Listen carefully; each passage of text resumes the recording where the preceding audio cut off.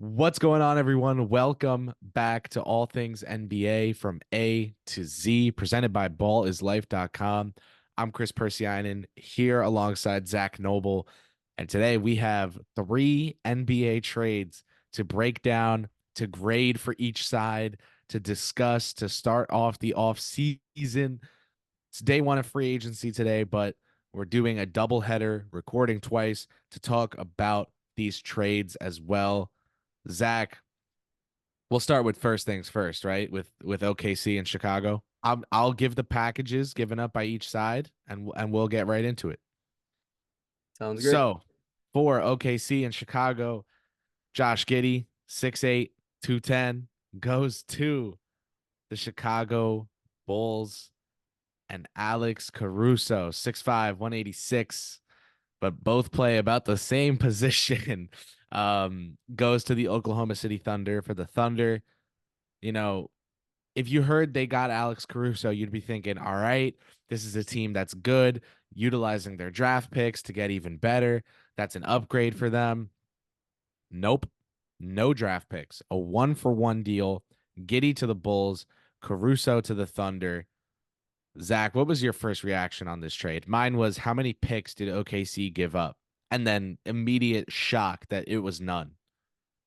See, I'm different from the average, it sounds like, because you fit in with everything else I'm hearing. Most people, I think, can't take out their biases with Giddey and the alleged criminal behavior he might have gotten, but he's innocent from all I understand, and it is what it is. But I personally think it was a great trade for both teams. I really do. I stand pat on that. That the Bulls have been begging for them to go young for many years, and I still believe in Giddey's potential. I think he's a really good, promising starting point guard, and I think he fits pretty good next to Kobe White and Patrick Williams and even Modest Buzelis. Like I feel like that's a decently decently small core coming together that you can get some starters out of that, long-term starters, and just wash away all of the um, old veterans on that team and just start fresh and hopefully get in the Cooper Flag um, journey, the tankathon. But Alex Caruso, honestly, I think he's great. Don't get me wrong, he's great. He's one of the best defenders in the league, but I think he's overhyped. Okay, and here's why. I think he's overhyped in the fact you got Lou Dort, you got Cason Wallace, and then there's one other guy that he's going to be splitting time with. Where if he was getting 30 to 35 minutes a game, which I don't think he's going to be getting, that's my prediction right now. His impact, yes, is off the charts in that stretch, but I think he's going to be getting closer to 25 minutes a game. I think they really like Case and Wallace and Lou Dort. I think he's right on par for how the minutes are going to be split. So when you look at it that way, it's tough to replace Giddey's playmaking and passing. There's really nobody else in the team besides Chet that can do it on a above average level, in my opinion, right now.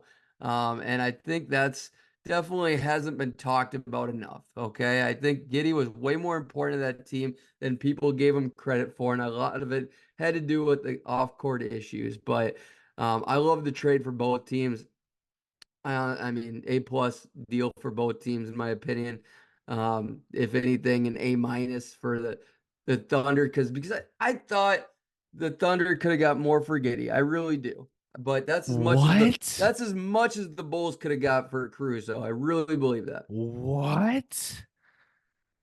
You don't think Giddey Oh, has I'm starting point so guard potential? I'm so on the All right, bring opposite it. side of you here. I You mean, just think he listen, sucks? He's not an NBA player or what? What are we talking about why here? why do we have to be extremists, man? I think Giddy's okay. I think he That's has your reaction potential to here. be good one day.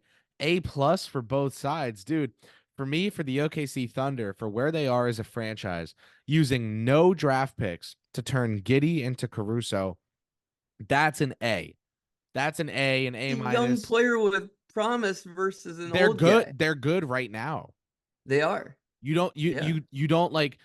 it's not like they're going to play in the playoffs and then at the end of the game be like, okay, so we lost by 6, but Josh Giddey has potential. So we get 8 points because of that. So we actually won this one by 2.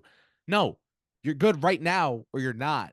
The Thunder are good right now. They upgraded majorly, Not majorly, majorly. with Give me a break. It's majorly. different skill Giddey, sets. Giddey couldn't No. play. Did you watch the playoffs with the Thunder? He couldn't play.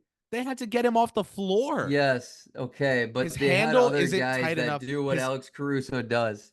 And now they have one who does it at the highest level, right? Like I think Giddy's Dort's not that handle, far off. Giddy's handle is they don't. It's not one or the other. You play both, and you don't.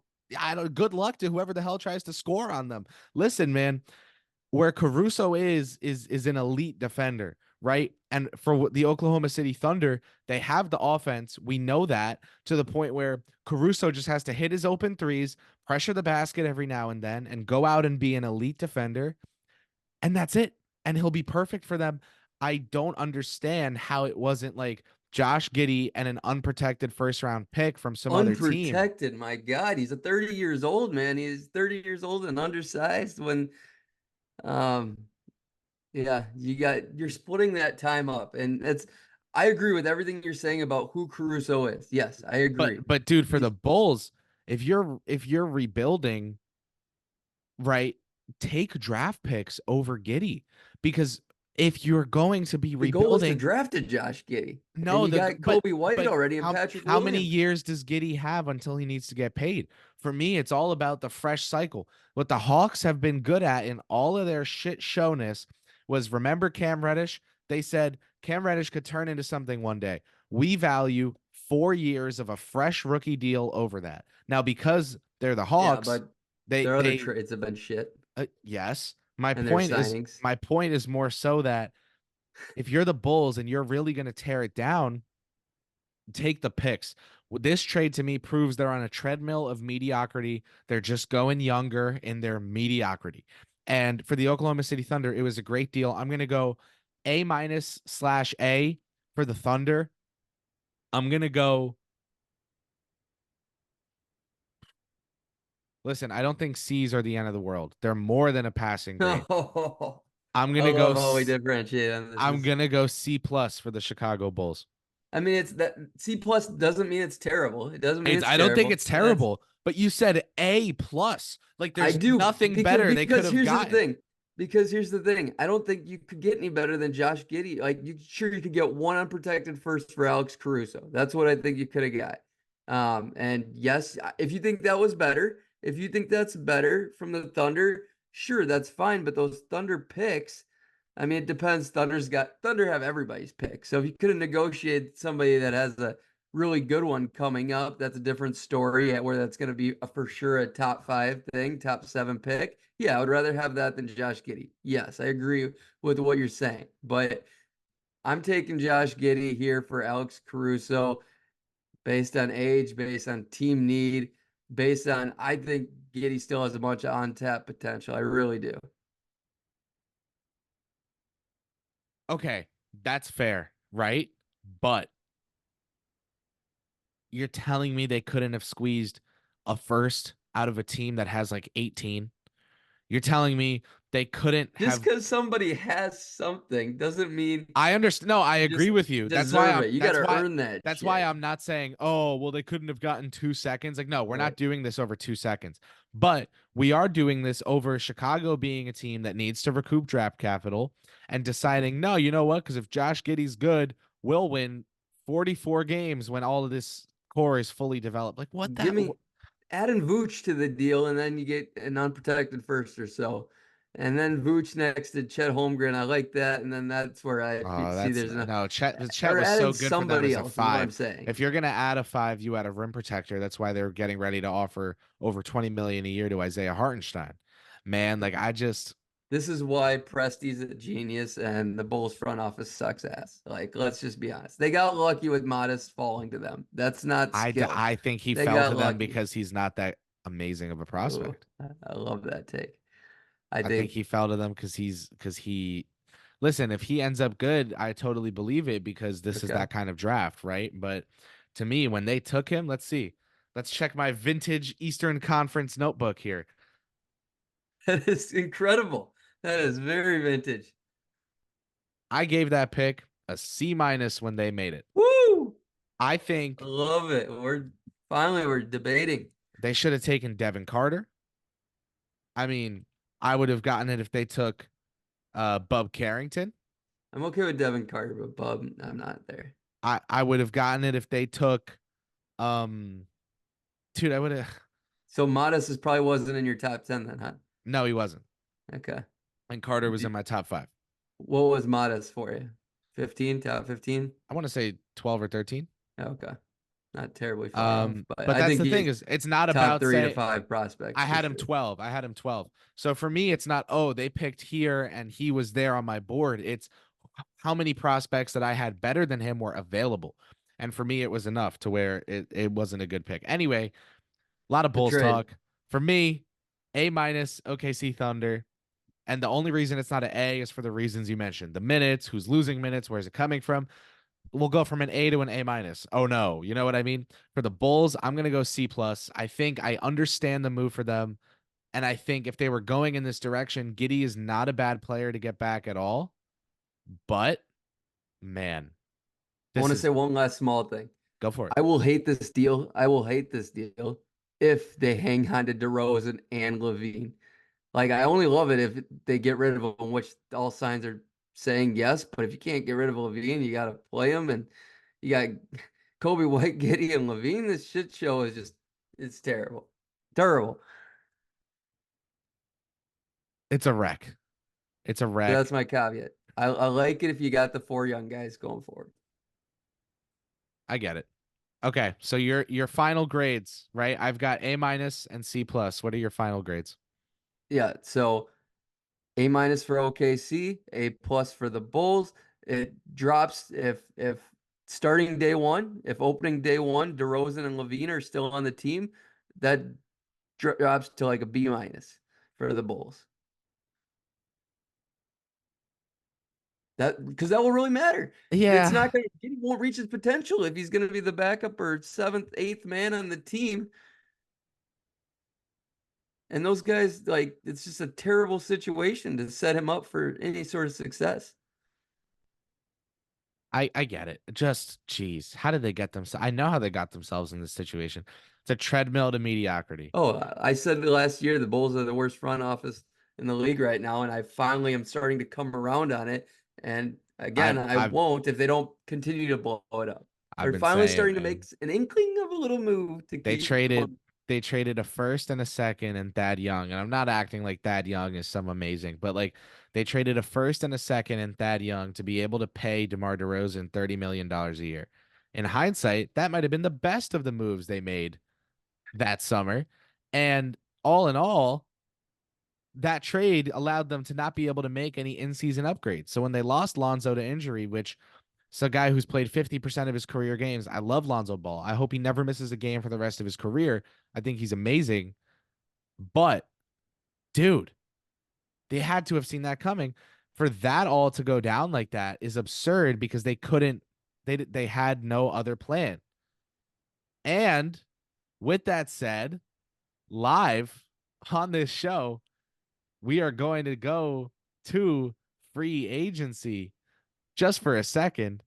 Derrick Jones Jr., 3 years, $30 million, 3 million more than Najee Marshall got. And he goes to the Los Angeles Clippers. Boom, man. We just talked about it on our free agency show. I said with Paul George leaving, who are you going to get? Derrick Jones Jr.? I've got to pull that clip. I've got to pull that clip and tweet it before the episode even goes out. Oh my God. That's insane. Zach, knee jerk reaction. I Baller. think given where the Clippers are, that's an amazing get. But Jesus, man, how did they get to where they are? The lobs will keep on coming from Luka lobs to Harden lobs. That just as good, if not better, coming from Harden. That's an excellent contract, excellent, but they still need more. They still need more work to do to make up for Paul George. But that's a great deal, and yeah, 3 years locked up. he's a guy that fits with just about any team, especially if you're hitting it the three at the clip he did this past year. You just got to continue that to be worth a while. We'll see, man. Add I Clay to think this team, they're sitting better. That's what I'm saying. I you would and rather have give Clay. me DJJ and Clay versus PG at PG's number. I'm I'm telling you, Clay's gonna be cheap. Clay's gonna be cheap, I and get they're it. gonna be in a way better position. Um, I get it, but like, geez, you and Clay. I don't know what it is with you and shooting I guards I'm a that believer, are bro. not I'm a believer. defenders anymore or never were. You, Norman Powell.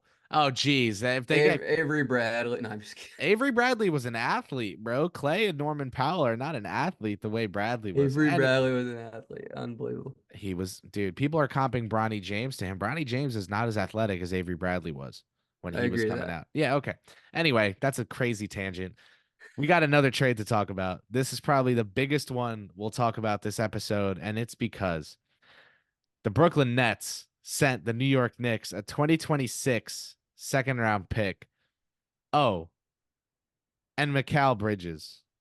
And they got Bojan Bogdanovic, an unprotected first round pick in 2025, an unprotected first round pick in 2027, an unprotected first round pick in 2029, an unprotected first round pick in 2031, an unprotected pick swap in 2028, the first round pick from the Bucks that's top 4 protected. So 5 firsts. And they got a second round pick in 2025. The New York Supernova Knicks add a 4th member of that Villanova squad. They've got Brunson, they've got DiVincenzo, they've got Hart. Now they've got Mikal Bridges. Before we get into real, genuine analysis here, Zach, what was your knee-jerk reaction to this trade? I need to hear yours, but no, I'll give you mine first, I suppose. It was wow, okay, and it was mind blowing they got that much for Mikal Bridges, but it was I saw this coming.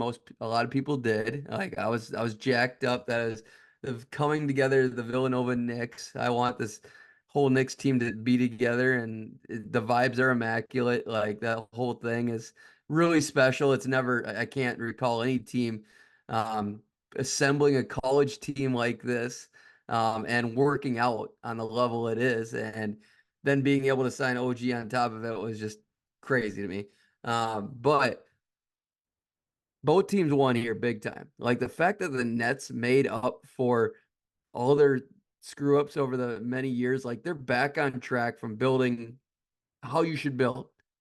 Take down the whole thing, assembling. You got Cam Thomas and Cam Johnson that can go off. Cam Thomas might average 30 points per game. And I'm so excited to just watch this guy average 30 and the team win 15, 20 games. It's going to be incredible. But Mikal Bridges, I personally think he puts him into a tier.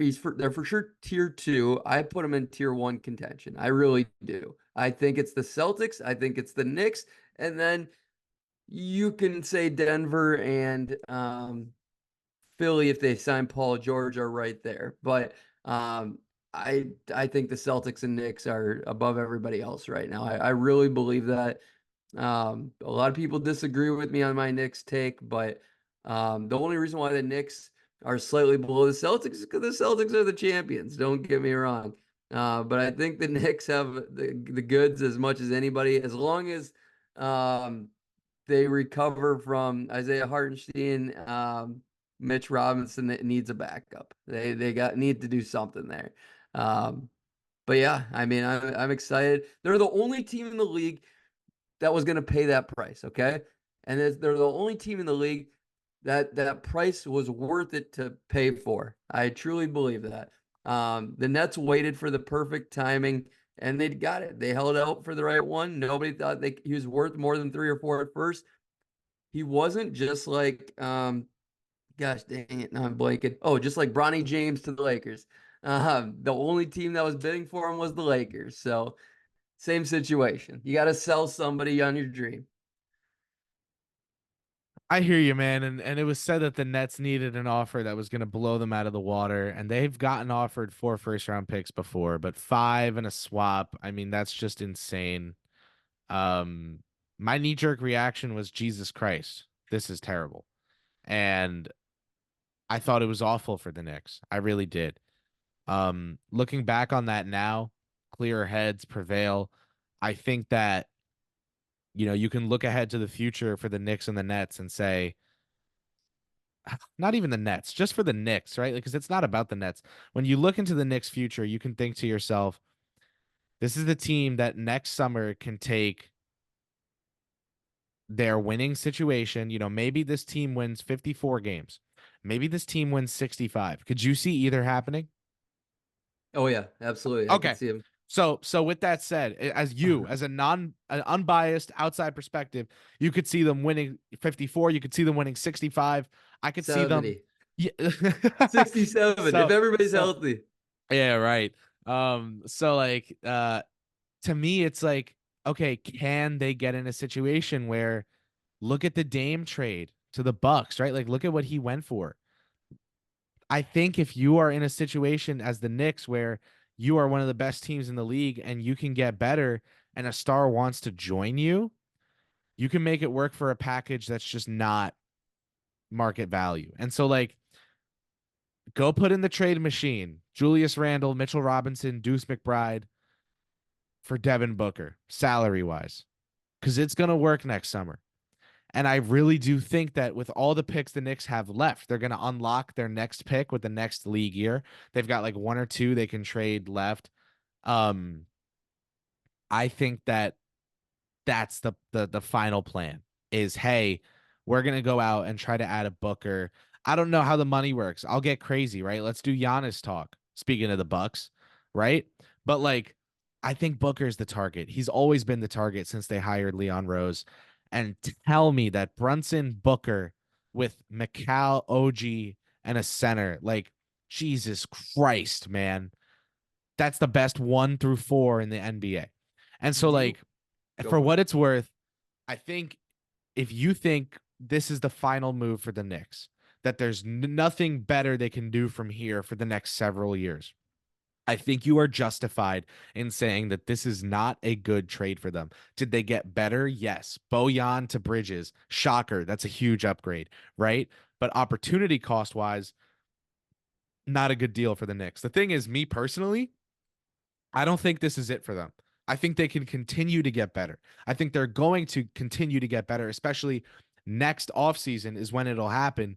Um, and so because of that, I think it's a fine trade. Ooh, I'm gonna say it's an A for the Brooklyn Nets, who are recouping draft capital and finally in a situation to just freaking honestly rebuild.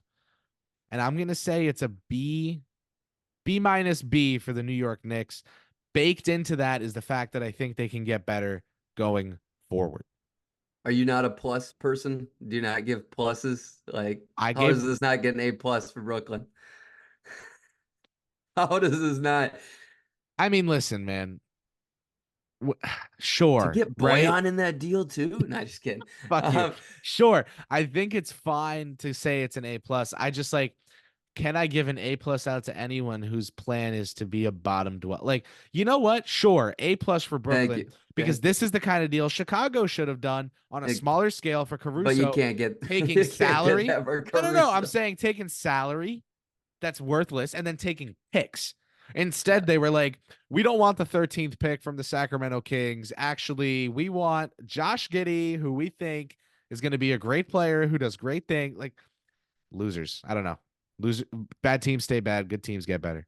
Last thing I'm going to say on this deal is I think the opposite of the argument you laid out of why you justified this deal. I think this hurts their chances going forward of getting a Booker. I think they needed some of those picks to be able to get that done because Julius Randle and honestly, even if you had to trade OG, his number could look really good, but I think it leans towards that number is going to look kind of bad for him. But we'll see. I hope Tibbs plays his cards right and gives everybody the role and makes people look as good as they can. I think their value is all going to be there, but is the value going to look good enough to other teams? Is what I'm getting at here. And I wanted to ask you, do you think there was any chance of getting Booker or Durant this offseason? Because if that was the case, you should have waited just a little bit. I don't think I agree when it comes to Durant. Booker, of course, I would definitely agree. Um, I think when it comes to Durant, he's on the wrong side of 32, or you know what I mean? Like how old is that guy right now? 36, I think. Okay. 37. Jesus Christ, man. He's 35, turns 36 in September. So by the time the Yeah, new season 36. starts, he'll be 36. Like, that's not your all-in move if you're the New York Knicks, bro. Think about the ages of the good New York Knicks players. Okay. Jalen Brunson, Dante DiVincenzo, Josh Hart, Mitchell Robinson. These guys are all younger than 30. Mikal You're Bridges not is calling Julius Randle, and you preached last well, year that, oh, he's such a good I love player. Julius Randle. He is such a good player, but he's 29 and turns 30 in November.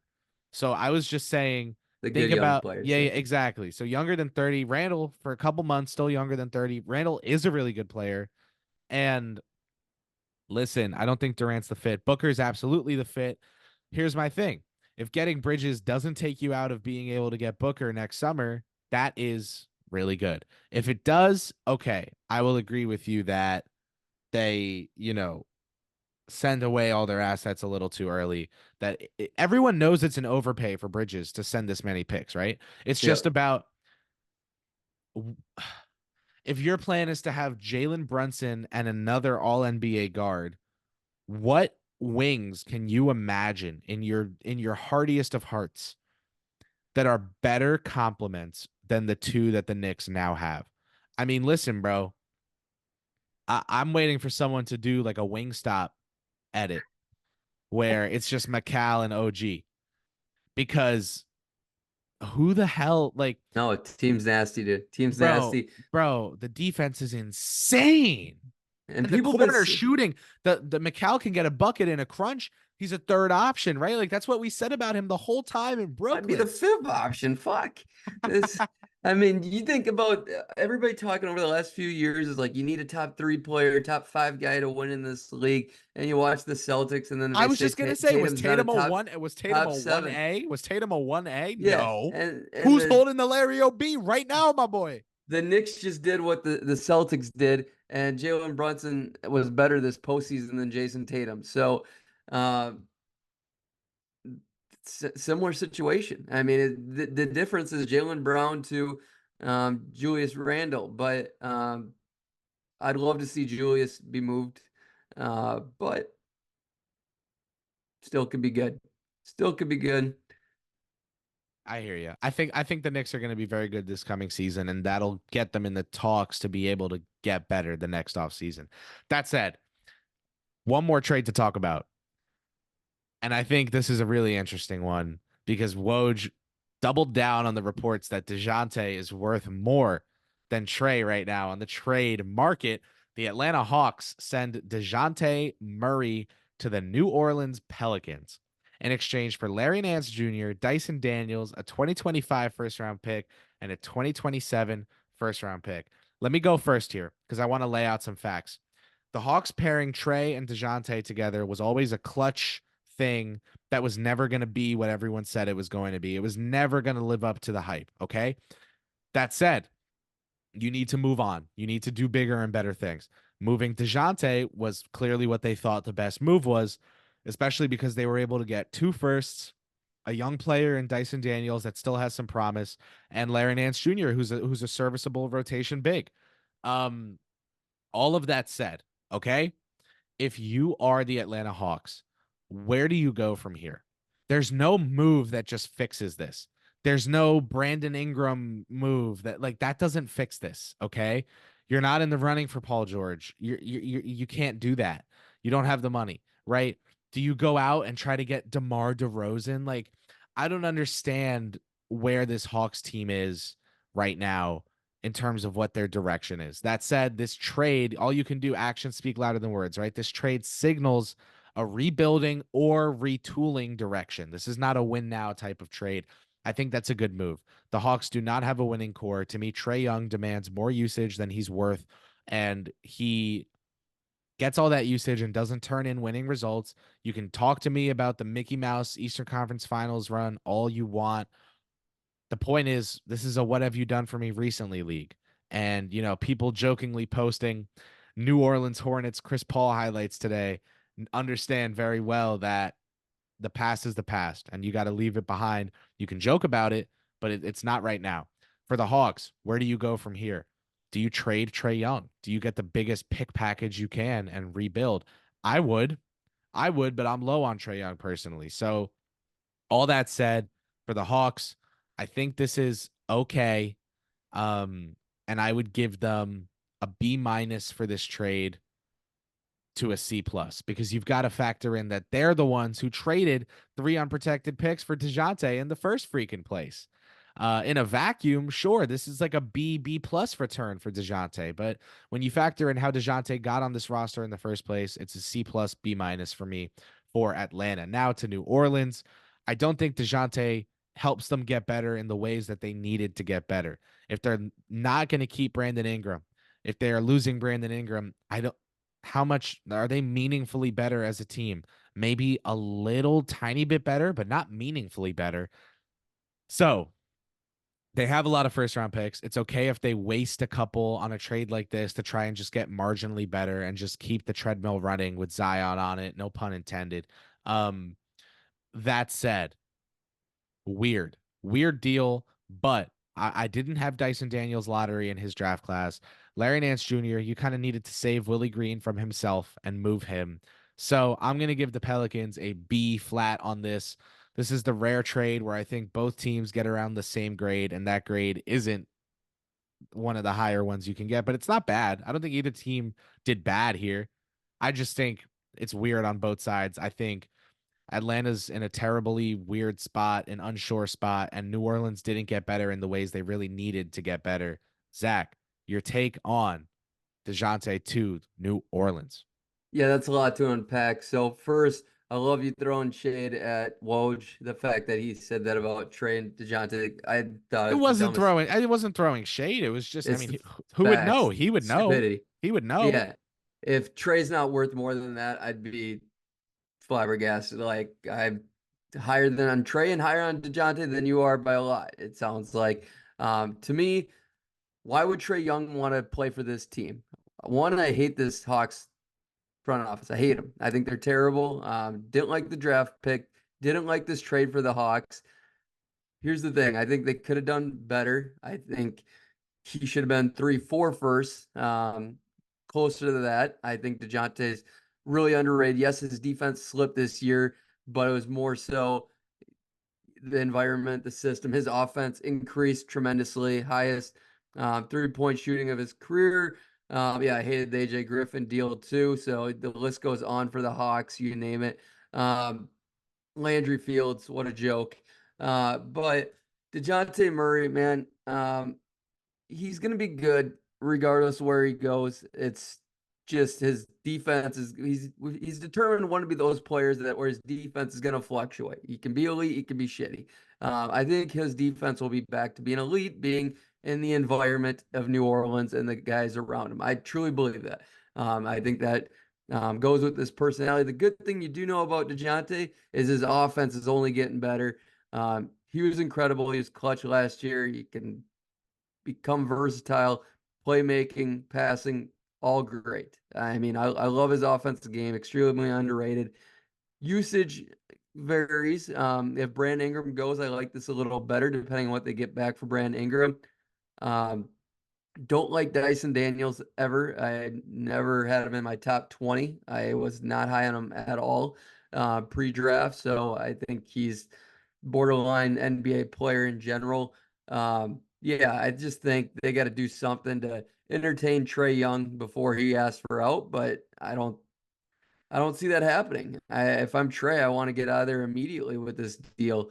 Um, DeJounte would have been a placeholder until you had a better idea of getting pieces back that keep Trey energized and excited to be in Atlanta because he's built to win. We're going to argue about that Mickey Mouse Western Conference Finals another time. But yeah, at the end of the day, this is I lean A minus A for New Orleans. CJ McCollum still questionable there. Maybe they can get him out of there, but all right. I mean, they can fit, they can work. Atlanta, I give this a D. Whoa. Yeah, D plus tops. Hey now. All right. So we've broken down the trades. We reacted live to Derek Jones Jr. being one fascinating consolation prize for Paul George. We'll see what else the Clippers do with that cap space. We'll see where the 6 teams we talked about making trades end up a year from today. I'm sure we'll revisit this all, and I'll have plenty of jokes for Zach when Josh Giddey is averaging 16, 8, and 8 and leading the Bulls to 22 wins. Um, all of that said, thank you guys so much for tuning in. Zach, did you have anything you wanted to get off your chest before we wrap up? All right, Laurie, Brandon Ingram, Zach LaVine, Michael Porter Jr. Who are those guys do you think could get traded? Not MPJ. I'm gonna say not Levine because no one wants him. I'm gonna say Ingram is gonna end up back in New Orleans in the most neither side is happy that he's back situation ever. And Laurie is gonna stay in Utah because Ainge, I don't know that Ainge, I think he's gonna see that teams are offering him just as much for Laurie as he was offered for Donovan. And he's gonna think like, what if we have a good season and Laurie's worth more? I think he'll get greedy. Damn you. I want fireworks. What about you? Who do you think Ruining anyone? my parade. Yeah, I think Levine for sure. I think Brandon But Ingram's who? gone. Who wants Levine? Somebody's gonna cave in. Somebody's gonna. I mean, the Ay, ay, Lakers ay. maybe if they don't land Clay Oh my God. Thompson, Yeah, their they'll get impacts desperate, player, dig Jonas something up. Valanciunas is off the board.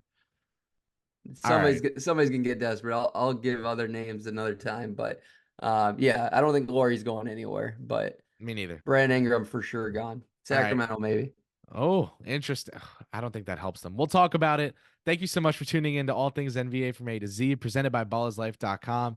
Thank you so much for listening, watching. Make sure you thumbs up, 5 star, subscribe, you name it, and we'll catch you next time. Peace.